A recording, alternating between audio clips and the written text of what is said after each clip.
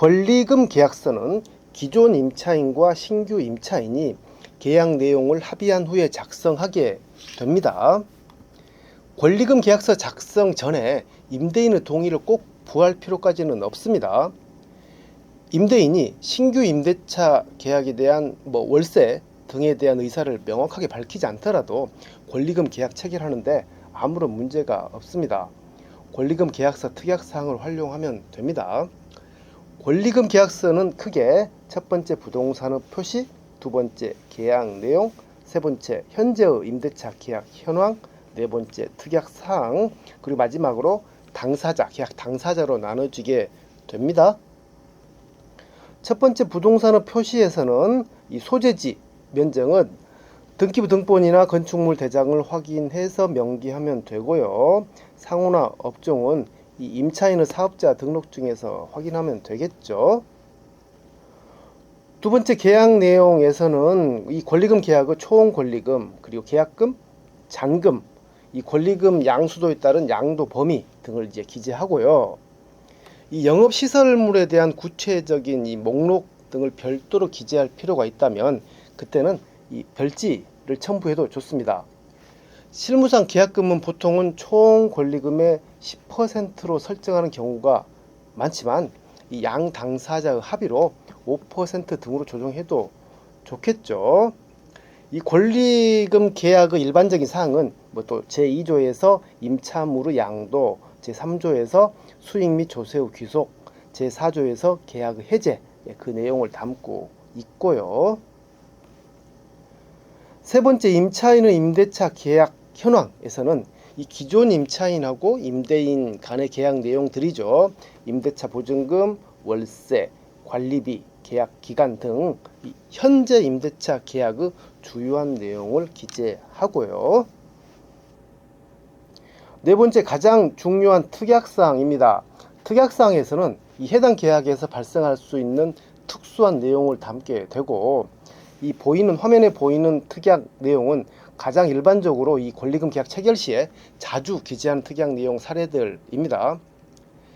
신규 임차인이 이 권리금 계약 체결 시에 기존 임차인에게 계약금 전액을 지급하는 경우가 일반적이겠지만, 상황에 따라서 즉 임대인하고 본 임대차 계약 체결 여부가 불확실할 때는 신규 임차인이 권리금 계약 체결 시에 계약금의 일부만 지급하는 경우도 있습니다.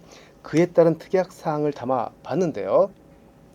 첫 번째는 신규 임차인이 권리금 계약 체결 시에 임차인에게 계약금 전액을 지급할 경우, 한번 보겠습니다. 신규 임차인은 본 권리금 계약 체결 시 본 권리금 계약의 계약금 2천만 원을 임차인에게 지급하고, 신규 임대차 계약의 임차 보증금 잔금 지급일에 권리금 계약의 잔금 1억 8천만 원을 임차인에게 지급한다 라는 취지로 기재하면 되고요. 그리고 두 번째는 신규 임차인이 권리금 계약 체결 시에 임차인에게 계약금의 일부만 지급할 경우입니다. 그때는 신규 임차인은 본 권리금 계약 체결 시 본 권리금 계약의 계약금 2천만 원 중에서 일부인 500만 원을 임차인에게 지급하고, 임대인과 본 임대차 계약 체결 시에 계약금의 나머지 1,500만 원을 지급하고, 그리고 신규 임대차 계약의 임차 보증금 잔금 지급일에 권리금 계약의 잔금 1억 8천만 원을 임차인에게 지급한다 라는 취지로 기재하면 됩니다. 또한 이 권리금 계약은 신규 임차인하고 임대인 간, 건물주 간에 신규 임대차 계약이 체결돼야지 비로소 그때 완성되죠.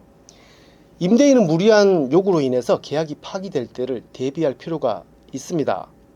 이 흔히 발생할 수 있는 임대인 파기 사유로, 첫 번째로는 임대료 대폭 인상, 두 번째로는 이 현행법, 상가임대차법 규정을 현저히 벗어난 그런 약정 요구 등이 있는데요. 그때를 대비해서 다음과 같은 특약사항도 준비했습니다.